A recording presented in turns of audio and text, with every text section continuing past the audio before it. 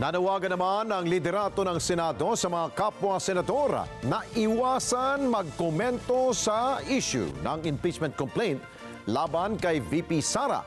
Binigyan din pa nito na dapat maging patas ang mga mambabatas at hindi makatwirang magbigay sila ng mga opinyon kahit pa kaalyado at malapit na kaibigan nila ang pamilya Duterte. Nean Corvera sa balita. Session of the Senate in the third regular session of the 19th Congress is hereby called to order. Umapila si Senate President Francis Escudero sa mga kapwa-senador na huwag magkomento o magbigay ng anumang pahayag sa inihaing impeachment complaint laban kay Vice President Sara Duterte. Sinabi ni Escudero na hindi tamang magbigay ng pahayag ang sinumang senador kahit pa kaalyado at kaibigan ni Duterte. Sakali kasi anyang lumusot ang reklamo sa Kamara, iaakit ito sa Senado at hindi dapat lumabas na bias at naglabas ng prejudgment ang sinumang senador.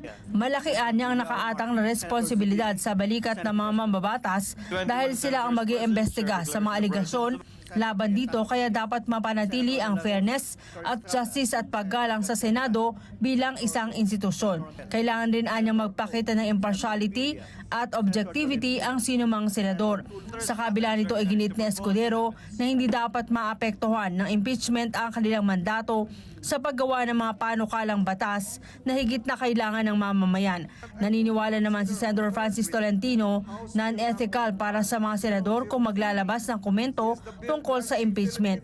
Hindi raw sila dapat magkomento sa isang bagay na maaring pagdesisyonan nila sa kalaunan kapag umakyat ito sa Senado. Gaya na lamang daw sa mga kaso sa korte, hindi pwedeng interviewin ng isang RTC judge o SC Justice kaugnay sa mga kasong kanilang hinahawakan.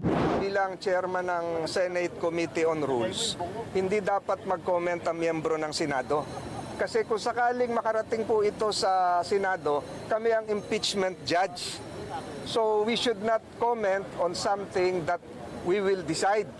So para po maging ethical at nakaalinsunod sa rules, ay hindi dapat po mag-comment kahit sinong senador. Kasi po, kagaya po ng, kayo po, pwede ba nyo interviewin ng RTC judge? Judge, anong gagawin nyo sa kaso? Hindi naman pwede ganon. Pwede nyo bang interviewin ng isang Supreme Court Justice? Justice, ano hong tingin nyo sa kaso? Yung po ay dinidesisyonan ng sang-ayon sa facts at sang-ayon sa batas.